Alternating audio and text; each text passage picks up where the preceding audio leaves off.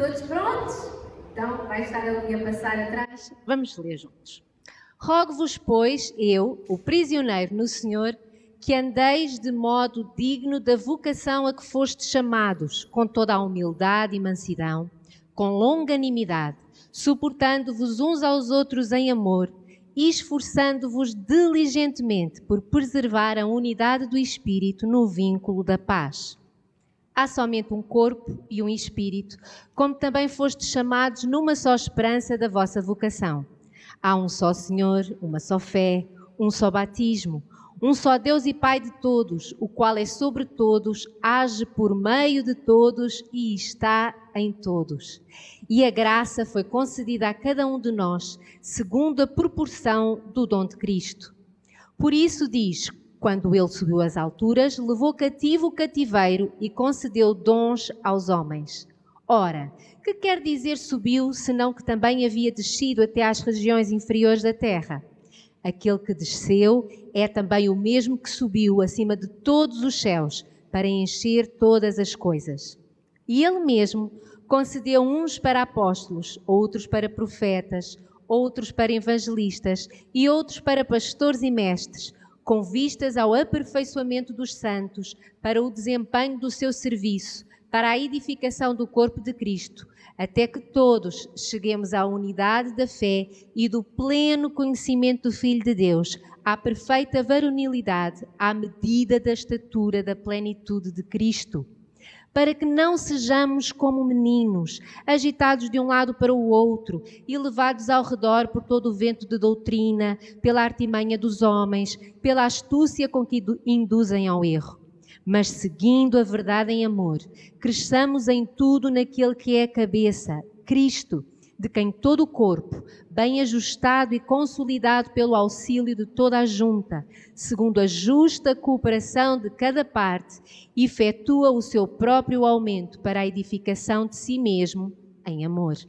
Isto, portanto, digo e no Senhor testifico, que não mais andeis como também andam os gentios, na vaidade dos seus próprios pensamentos, obscurecidos de entendimento, alheios à vida de Deus por causa da ignorância em que vivem, pela dureza do seu coração, os quais, tendo-se tornado insensíveis, se entregaram à dissolução para com avidez cometerem toda a sorte de impureza.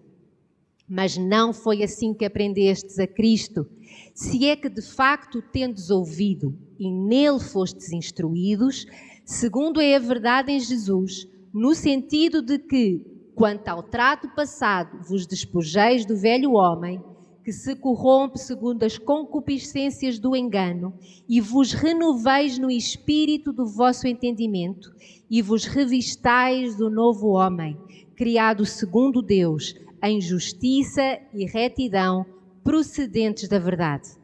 Por isso, deixando a mentira, fale cada um a verdade com o seu próximo, porque somos membros uns dos outros.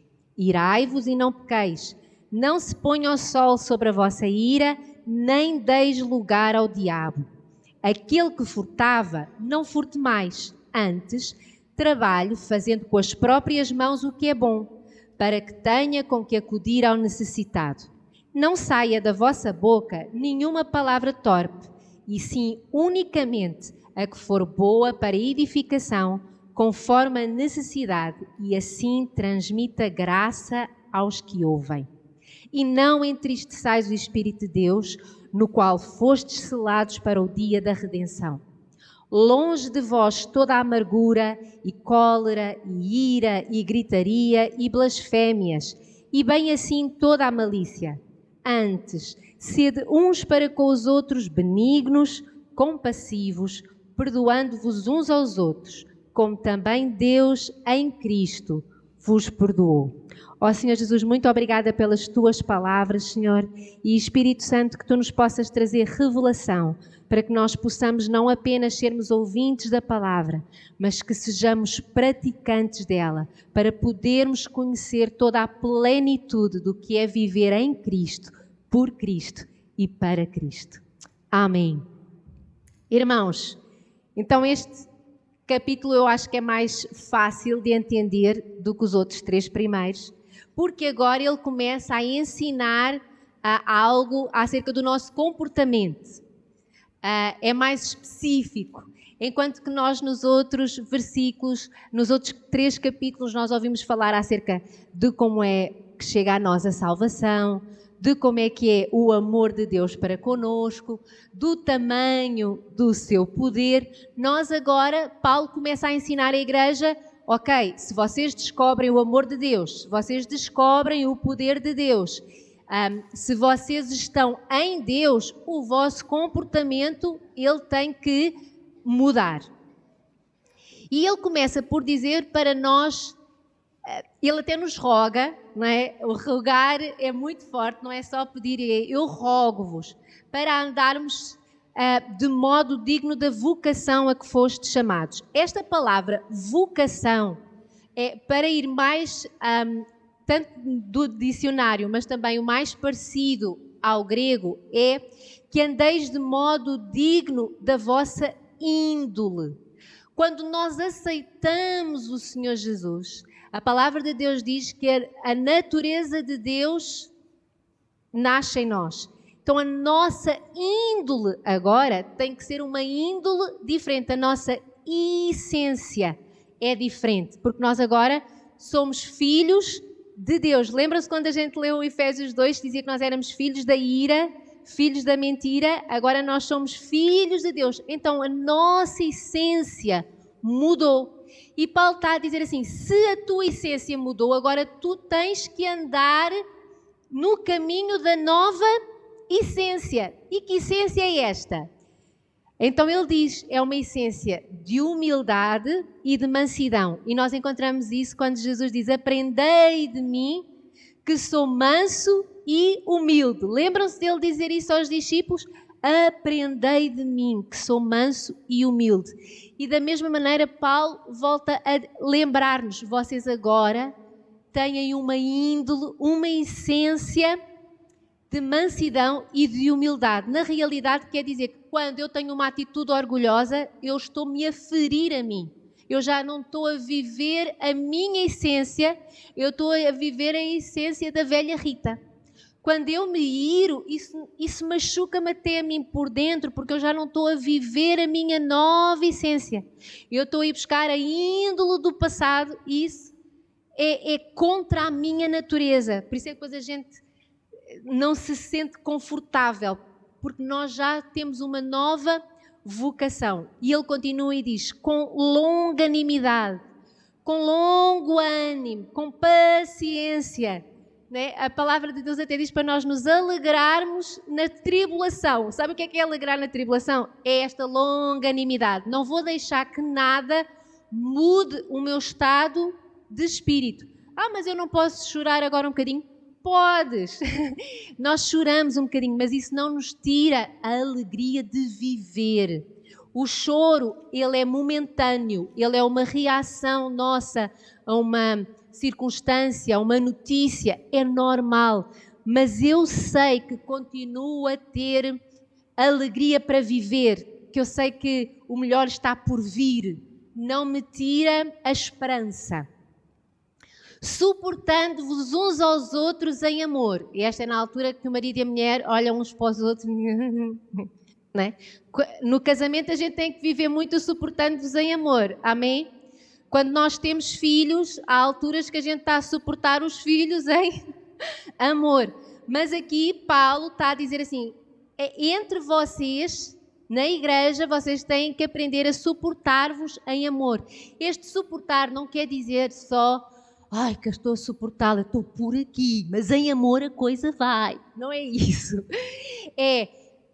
Eu vou continuar a ser um suporte, eu vou continuar a apoiar, eu vou continuar a promover o crescimento do outro. Eu não vou desistir do outro. É o suportar-vos em amor, porque às vezes a gente lê a palavra suportar-vos em amor e pensa que a coisa vai ser, meu Deus, não é? Vou ter que suportar esta gente. Quando nós estamos em amor, a gente olha com muito mais empatia o próximo. E nós descobrimos que aquela pessoa, ela não precisa de ser criticada, ela precisa de ser apoiada. Ela não precisa de ser julgada, ela precisa de reencontrar o caminho.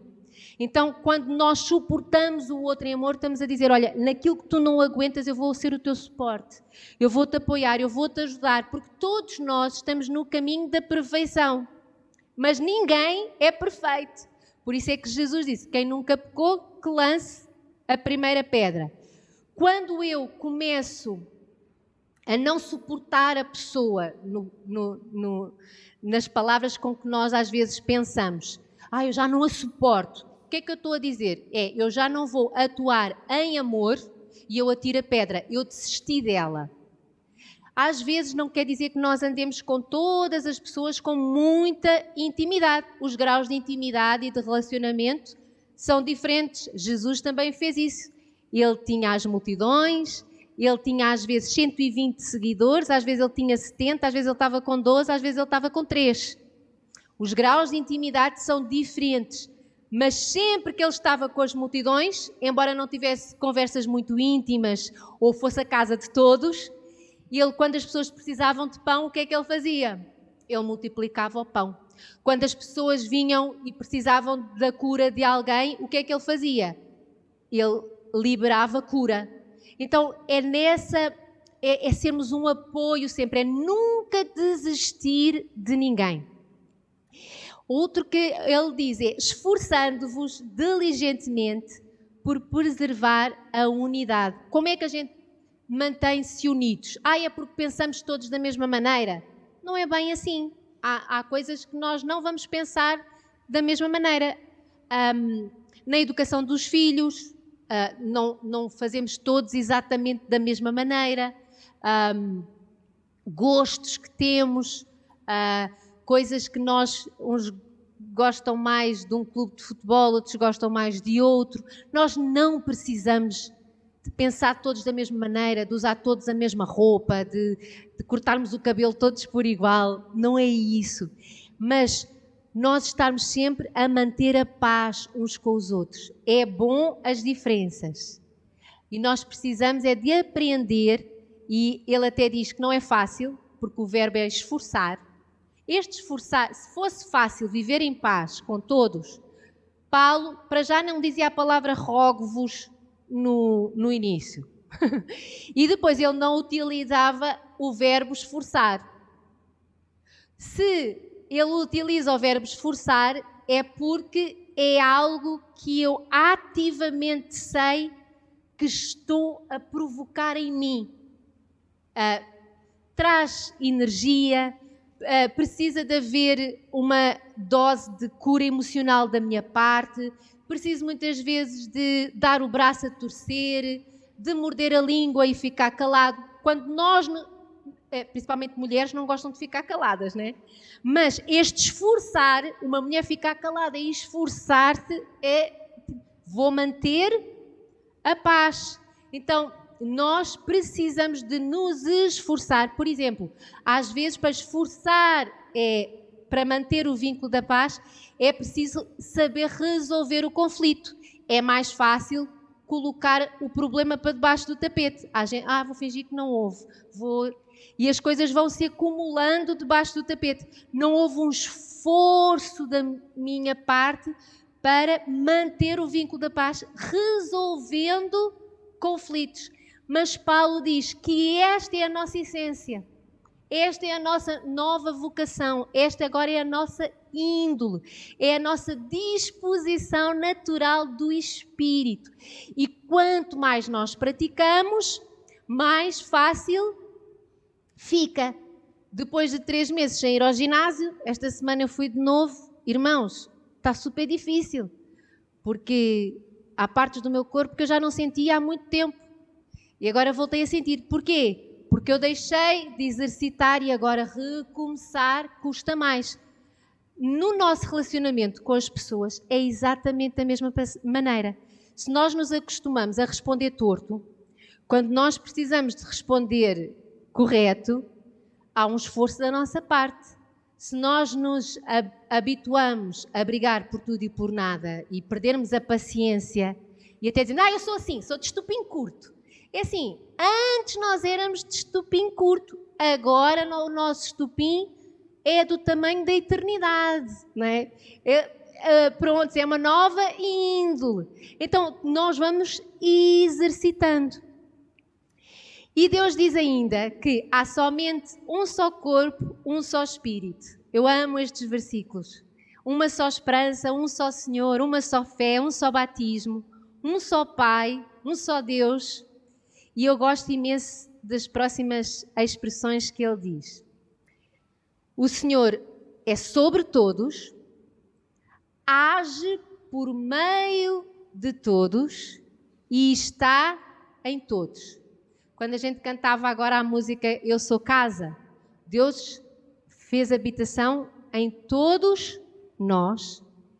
Todos nós somos instrumentos na mão de Deus, porque aqui diz que Ele age por meio de todos. As pessoas têm um vislumbre de Deus através de nós. Quando nós oramos por cura, Deus está a agir por meio de nós. Quando nós estendemos uma mão amiga, Deus está a agir por meio de nós. E não é só de alguns, é de todos. Paulo não estava a escrever para a liderança da igreja em Éfeso. Ele estava a escrever para a igreja em Éfeso. É de todos. E Ele está sobre todos. Ele conhece todos. Ele é cobertura de todos. Ele dirige todos. Ele fala com todos. Então, a graça foi concedida a cada um de nós. A graça não é só de alguns, a unção não é só para alguns, é para todos. Nos versículos a seguir, nós aqui temos mais uma certeza de que Jesus, quando morreu, ele foi até o inferno, foi até às profundezas e depois subiu aos céus. E uma coisa que eu gosto no início destes versículos é que diz que ele levou cativo o cativeiro. Tudo aquilo que nos aprisiona, Ele aprisionou. Seja espiritual, seja emocional, sejam macaquinhos na cabeça, tudo aquilo que nos aprisionava antes, o Senhor aprisionou. Ou seja, nós podemos ser livres em todas as áreas da nossa vida. Livres para termos pensamentos agradáveis, livres para fluirmos em bons relacionamentos, em boas emoções, livres porque o Senhor levou cativo tudo aquilo que nos aprisionava e mais, Ele concedeu dons aos homens. Não é que nós ficámos apenas sem as prisões, nós ficámos com ferramentas para viver em liberdade. Nós ficámos com instrumentos para viver em liberdade. Nós ficámos com uma nova natureza para podermos viver em liberdade. E ele começa por falar depois acerca de como a igreja tem alguns que Deus chamou para serem apóstolos, outros profetas, outros evangelistas, pastores e mestres. E por muitos anos, muita gente pensou, ok, então Deus traz uma unção sobre esses homens fazem tudo e a igreja cresce. E principalmente a partir do 3º século, quando começou-se a crescer a instituição da igreja, houve a separação entre o clero e o povo. Quem andava na escola sabia, né? Havia o clero e a plebe. E então o que é que acontecia? Quem era do clero fazia as coisas de Deus. Quem era do povo ia ao culto ao domingo e depois voltava para casa. Era assim, a oração do clero é que valia e conforme foram-se passando os tempos, houve uma altura que até a Bíblia ficou proibida ao povo porque se disse, se eles lerem a Bíblia ficam muito confusos, a Bíblia está cheia de mistérios, eles não vão entender, não podem ler a Bíblia. Quando se tirou a Bíblia das mãos do povo, foi quando cada vez mais as pessoas se afastaram do que realmente é a essência do cristianismo, a essência do que é ser cristão.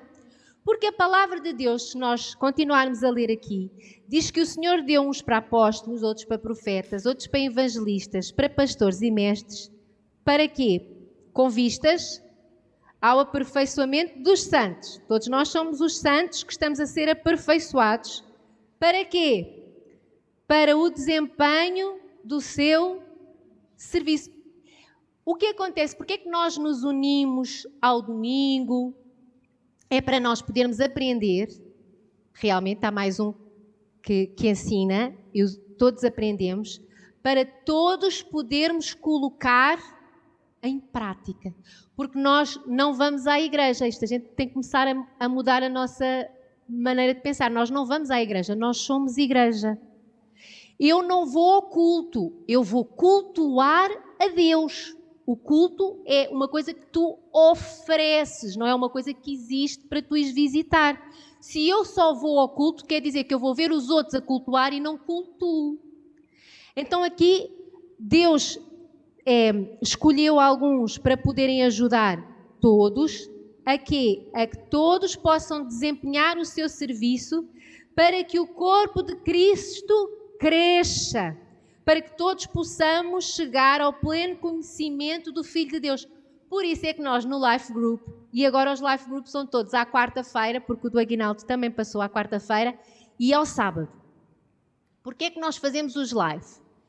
Nos live, quem vai já sabe o que é. Nós todos falamos sobre o que ouvimos no domingo.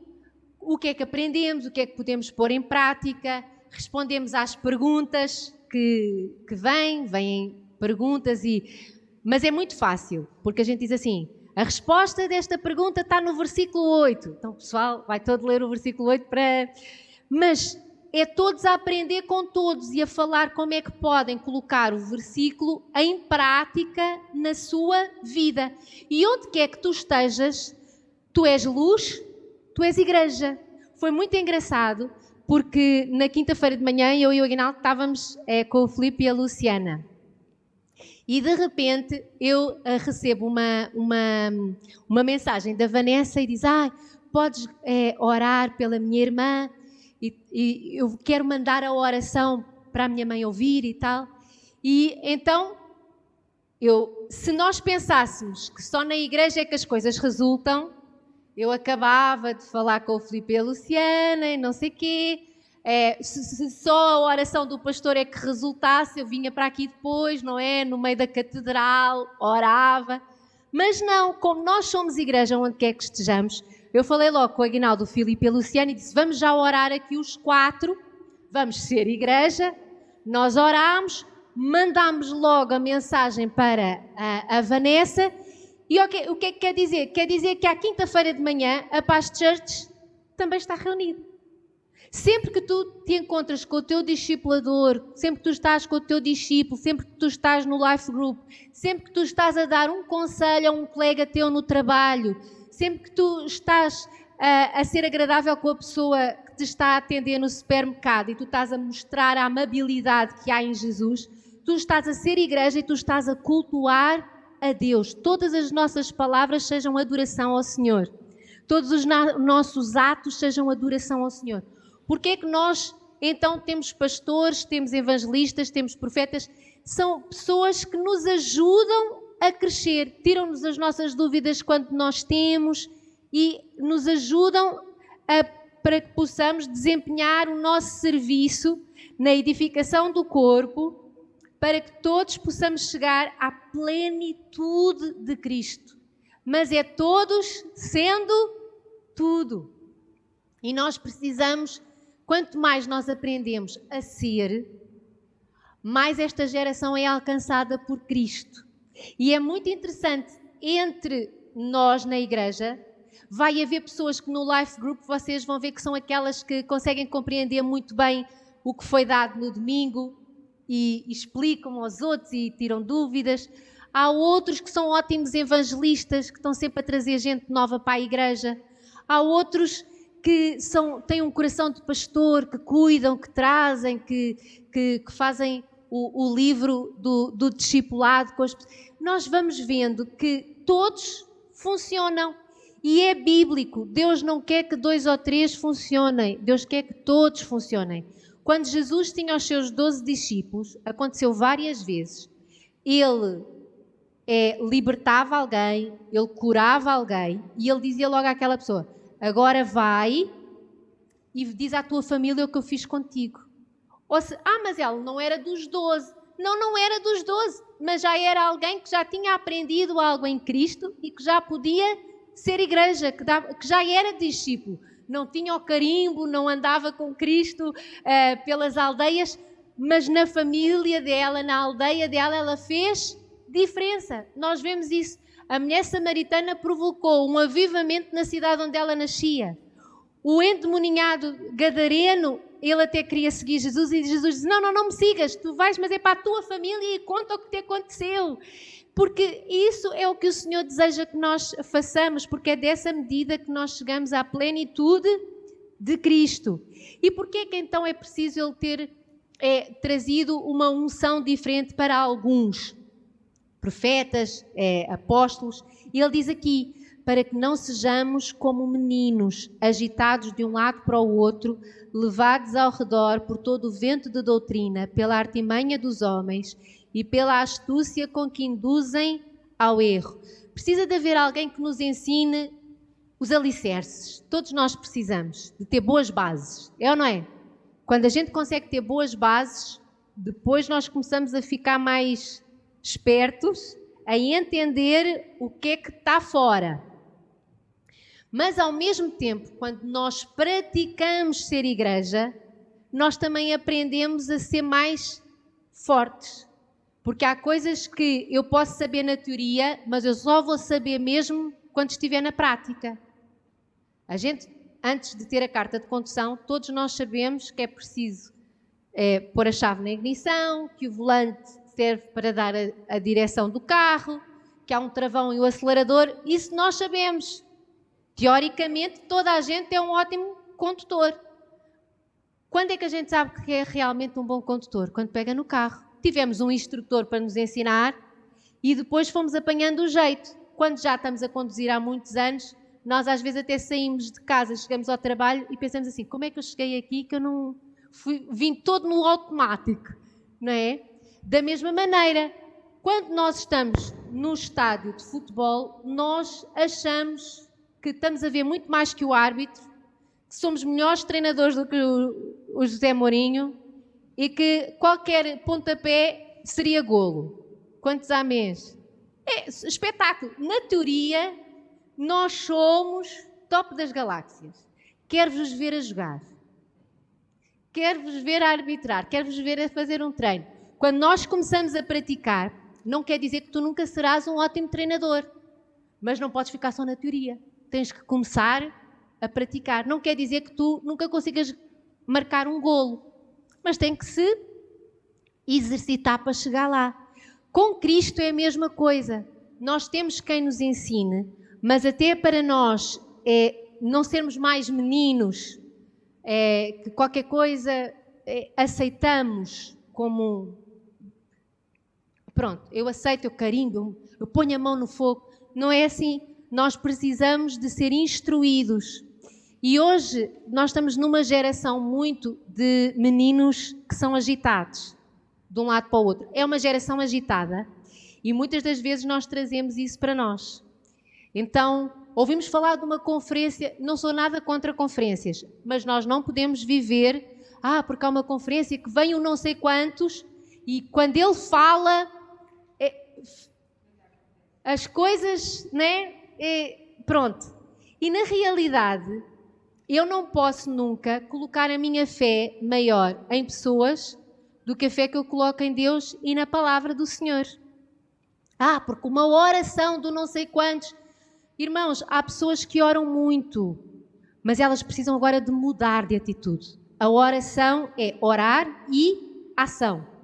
Se eu só orar para arranjar trabalho, mas eu não estudar, eu só estou na oração. E o Senhor diz assim: Rita, deixa de ser preguiçosa.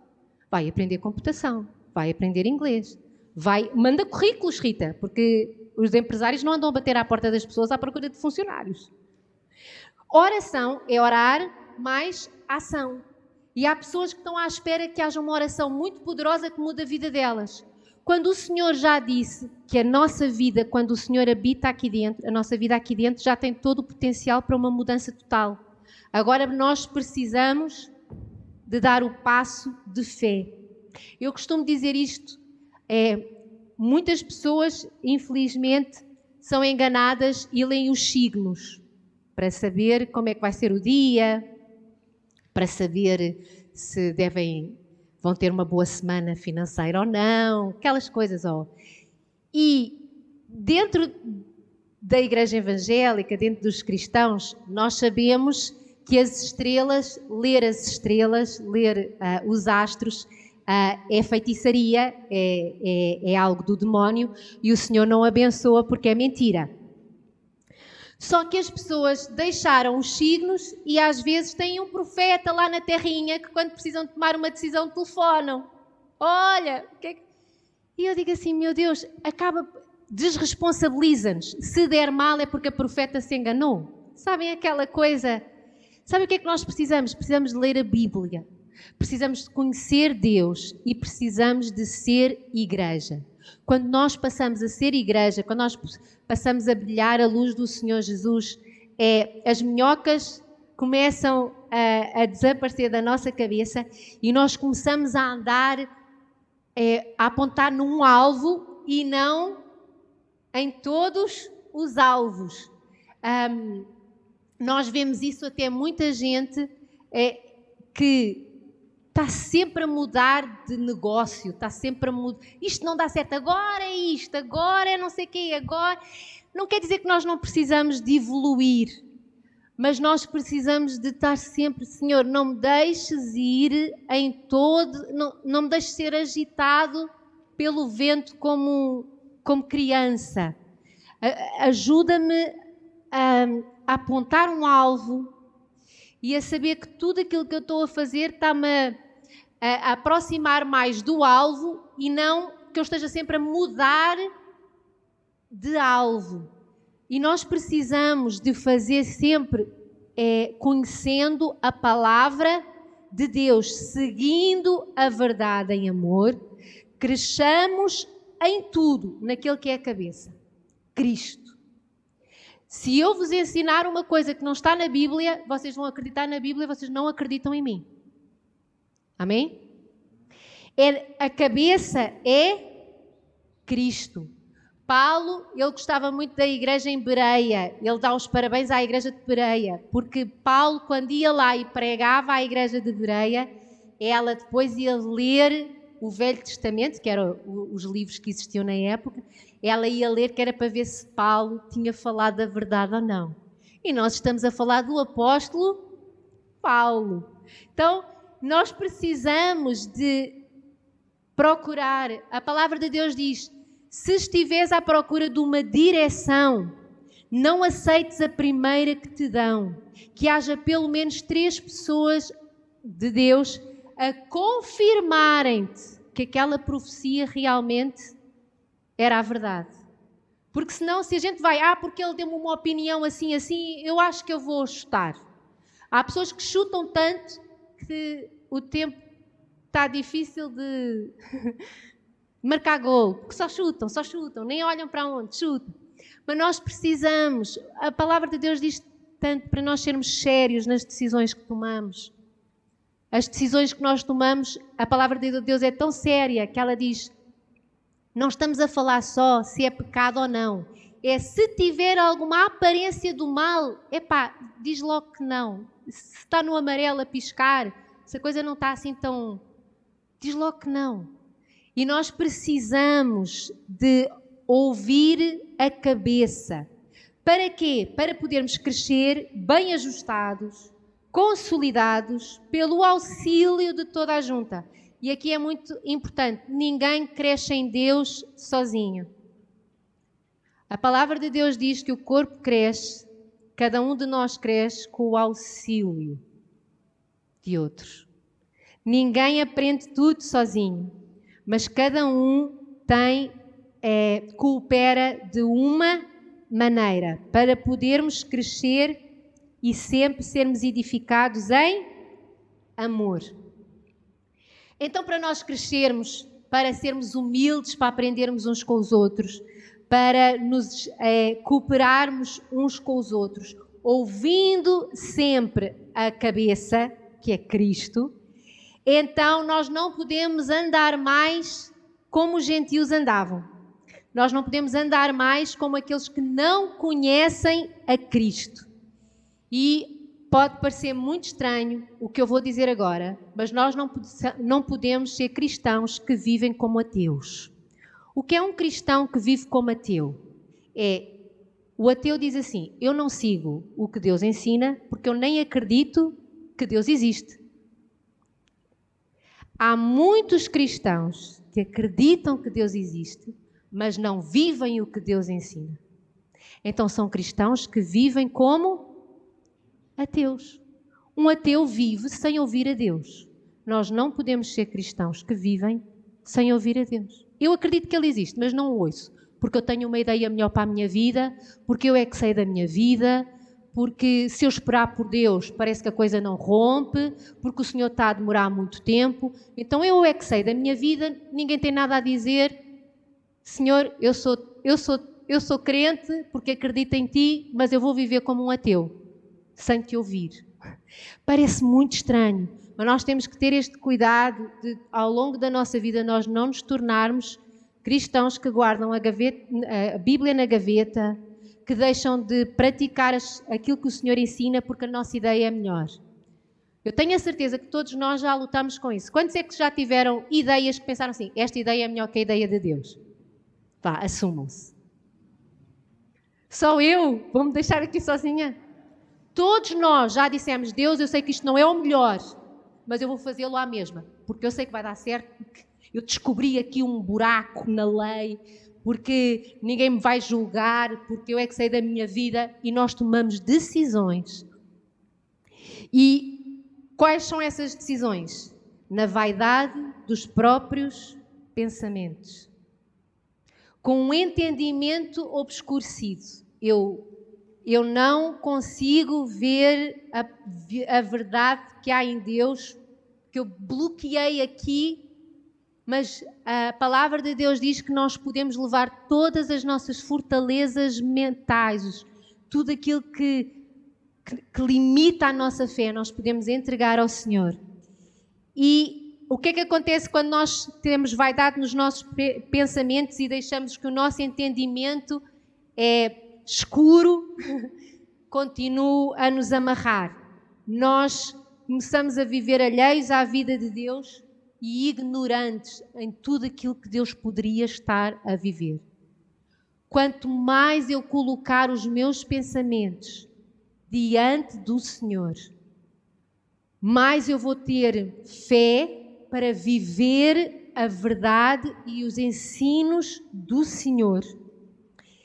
E não vou ser ignorante. A palavra de Deus diz que o início da sabedoria é temer ao Senhor. Quando nós tememos ao Senhor, a nossa sabedoria começa automaticamente a crescer. No dia em que tu aceitaste o Senhor Jesus, nós já ganhamos uns pontos em sabedoria. Mas conforme nós vamos temendo, este temendo ao Senhor não é medo do Senhor, é respeito àquilo que Ele diz e obedecer àquilo que Ele nos ensina, a nossa sabedoria vai aumentar. E porque a nossa sabedoria vai aumentar, o nosso entendimento já não é mais obscurecido, mas nós temos o entendimento iluminado pelo Senhor e o nosso coração não vai ficar duro nem insensível às coisas espirituais de Deus. Lembram-se de Davi, num dos salmos, ele dizer assim, um abismo chama outro abismo. Quando nós começamos a fazer opções na nossa vida que nos afastam de Deus, primeiro foi só uma coisinha, e depois a gente quando vê já foi outra, e depois quando vê a gente já... E um abismo chama outro abismo. Da mesma maneira que um monte chama outro monte. Quando a gente começa a crescer em Deus, nós vamos cada vez crescendo mais em Deus. Então nós precisamos de não andar mais na vaidade dos nossos próprios pensamentos. Para quê? Para não cometermos toda a sorte de impurezas, porque não foi assim que aprendestes. Se é que de facto ouviram, foram instruídos, então nós temos que deitar fora o que era do passado, as nossas manias do passado, atitudes do passado, maneiras de decidirmos a nossa vida do passado e começarmos a ser revestidos do novo homem, que vive em justiça e em retidão, porque vive na verdade. É muito bom ser-se crente, porque nós descobrimos que podemos estar sempre a melhorar. Há muita gente que diz isto com toda a verdade, que é, já é tarde para mudar. Quantos é que já ouviram isto de pessoas? Sempre fui assim e agora já é tarde para mudar. Sabem o que é que nós descobrimos? Que este é um daquelas prisões que o Senhor levou cativo. Porque agora nunca é tarde para mudar. Nunca é tarde para mudar de direção. Nunca é tarde para mudar uma atitude. Nunca é tarde para mudarmos coisas da nossa maneira de ser. Nós podemos mudar, nunca é tarde. Porquê? Porque nós nos vamos revestindo do novo homem. Então, nós podemos estar sempre a melhorar, a aperfeiçoar. Então, como é que nós nos aperfeiçoamos em justiça e retidão? Deixando a mentira. Os psicólogos dizem, este é o pecado mais comum em todo o ser humano. Todo o ser humano mente todos os dias, várias vezes ao longo do dia. Nem que seja as pessoas perguntarem, está tudo bem? Está tudo bem. É o pecado mais disseminado. E aquele que qualquer criança faz na maior da inocência, não é? Não fui eu, mãe. Quantos é que eu ouvi, não é? Não fui eu. Então, nós precisamos de deixar a mentira. Então, são mentiras as grandes, as pequenas. Eu vou-vos dizer, muitas das vezes a omissão também é mentira. Há omissões que a gente faz porque ninguém tem nada a ver. Mas tu sabes quando omites por mentira. É verdade ou não é? Então a gente sabe a diferença entre omitir porque ninguém precisa de saber e omitir porque se souberem a coisa é complicada. Então nós precisamos de deixar a mentira. Outra coisa, eu agora vou falar para os casais. Irai-vos e não pequeis, não se ponha o sol sobre a vossa ira, nem deis lugar ao diabo. Irmãos, casais dormem juntos a vida toda. Porque às vezes acontece nós termos um probleminha no casamento. É raro acontecer. Mas acontece, não sei se... Pronto, enfim.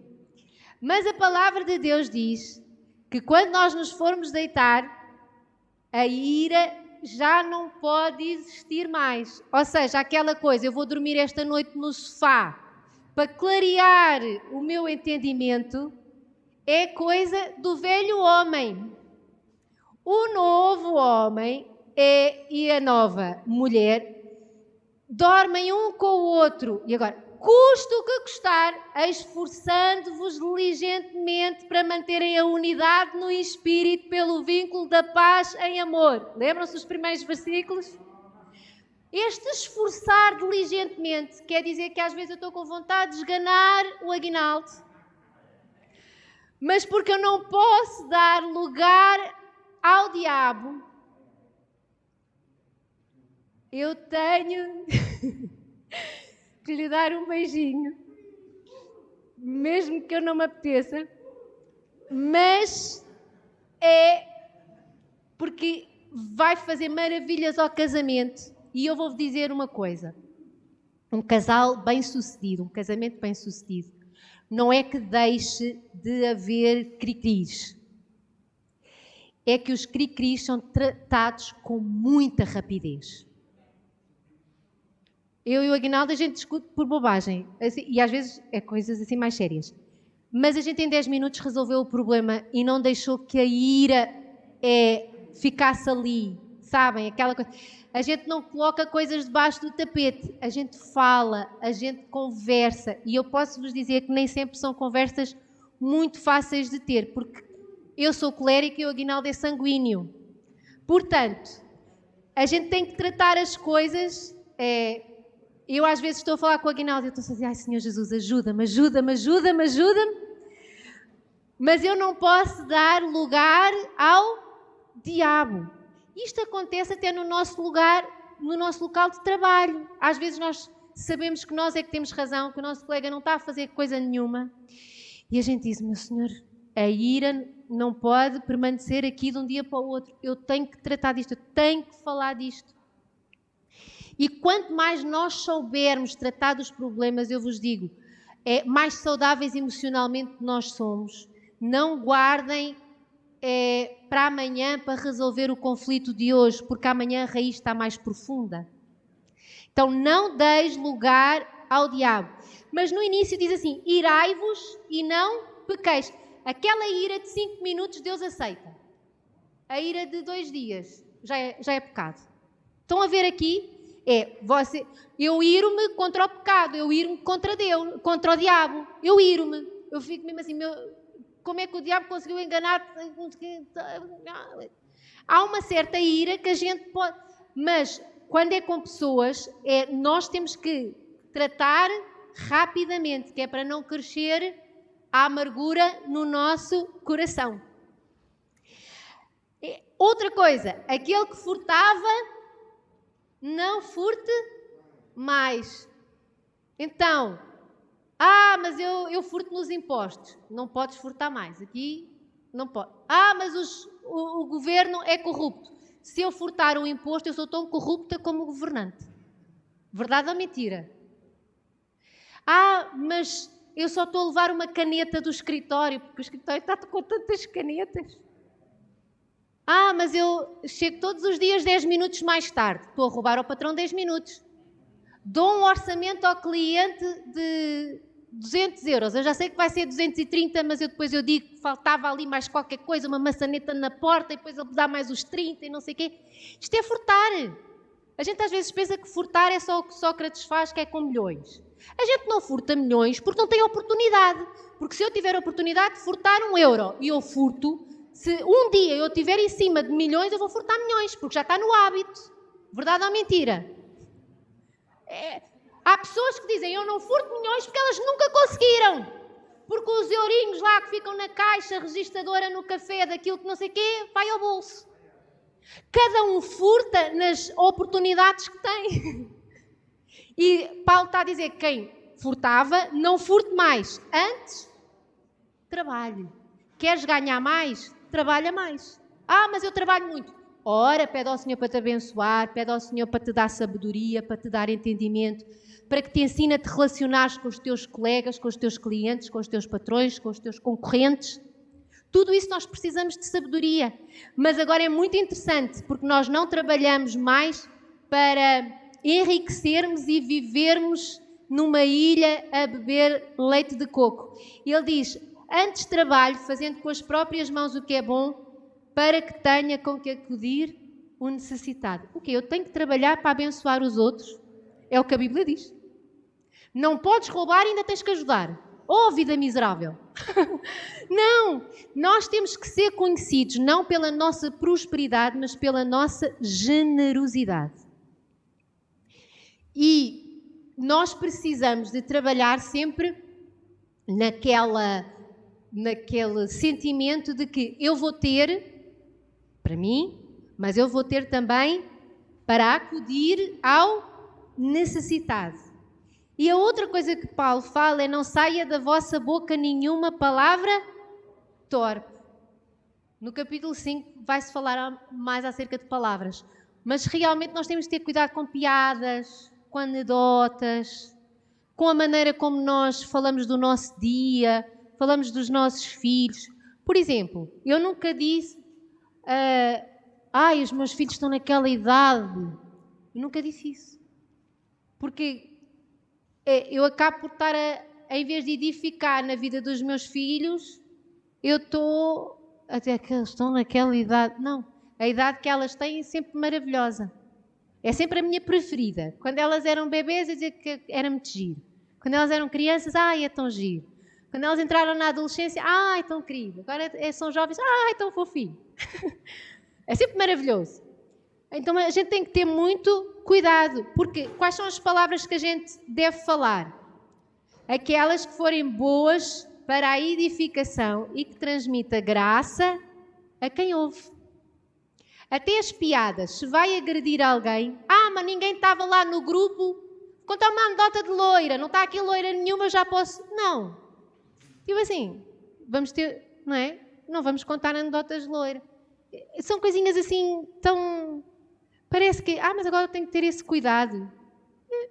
É uma prática. A gente começa a falar e palavras mais bonitas e depois a gente já não gosta das feias, não é? E ele diz, não entristeçais o Espírito de Deus, no qual foste selado para o dia da redenção. E vocês lembram-se do primeiro capítulo em que o apóstolo Paulo disse que nós fomos selados pelo Espírito Santo? Então nós temos, não é, o selo do Espírito Santo. Em Cantares de Salomão a palavra de Deus diz que nós fomos tatuados, não é? Não sai, está lá a marca, não é? Então toda a gente sabe que nós estamos selados, fechados para o Espírito Santo. E por isso eu não vou entristecer. Se eu continuasse com as outras atitudes da mentira, do roubo, da ira, das palavras torpes, eu estaria a entristecer o Espírito Santo todos os dias, porque agora eu sou morada. Quando a gente canta, muda as coisas de lugar, tu tens liberdade para mudar as coisas de lugar, não é para mudar as circunstâncias. Se Ele habita em mim, Ele vai mudar a mobília de lugar em mim. É aqui dentro que Ele faz a mudança. E eu preciso de lhe dar liberdade para Ele mudar, para que eu não o entristeça. Então, longe de vós, toda a amargura, toda a cólera, meu Deus, toda a ira, Senhor, dai-me graça, toda a gritaria, toda a blasfémia, e assim também toda malícia. Tem que estar longe de nós. Não entram na nossa casa, não entram na nossa vida. Quando a gente vê um alarmezinho, qualquer coisa destas, nós vamos orar logo. Se precisarmos de jejuar, a gente jejua. Se precisarmos de aconselhamento, a gente pede. Mas longe de nós. Porquê? Porque nós não queremos entristecer o Espírito Santo. Antes, devemos de ser benignos. Benigno, eu fui ao dicionário, é benévolo, bondoso e brando. Então, está a falar de nós, amém? Quantos benignos, bondosos e brandos nós temos aqui? Completamente revestidos do novo homem para a honra e glória do Senhor. Compassivo, olha, vocês também vão ver que isto eu estou a falar de vocês. Sensível ao mal alheio e que mostra compaixão. Tu dizes assim, isto sou eu, Senhor. Sou eu. Antes não era, mas agora sou. Temos, não é? E perdoando-vos uns aos outros, que é absolvendo o outro de toda a culpa e dívida. E tu dizes, sim, Senhor, eu dou perdão assim aos magotes. Tipo, a gente vai profetizando na nossa vida, amém, irmãos?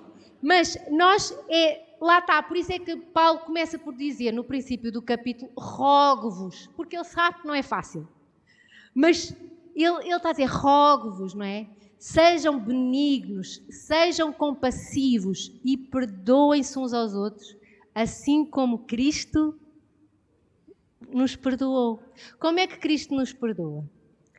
Completamente, totalmente, alegremente Ele nos perdoa. Vocês sabem que o Senhor perdoa-nos com alegria.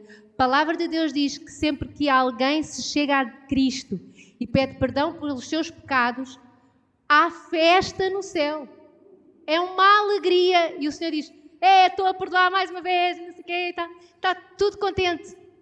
E nós precisamos de aprender a perdoar, a absolver de culpa ou dívida. Assim como Cristo nos perdoou. Ele é benigno conosco, ainda bem.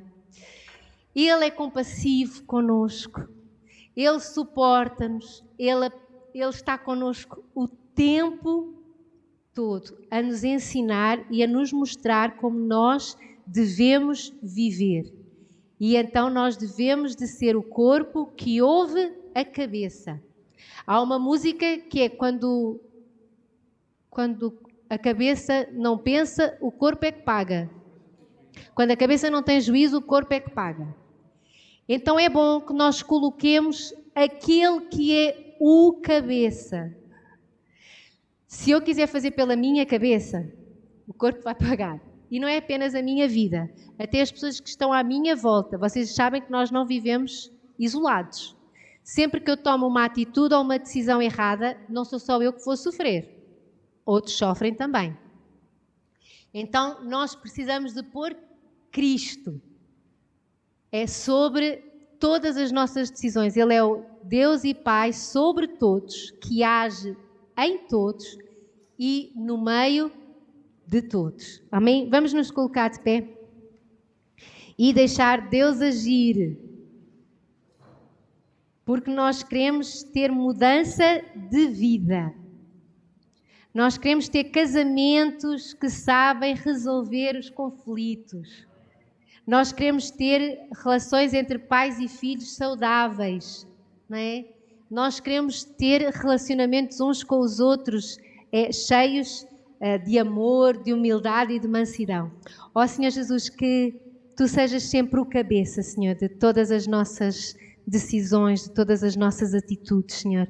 Que nós saibamos, Senhor, ser aquele, Senhor, que ouve a Tua voz.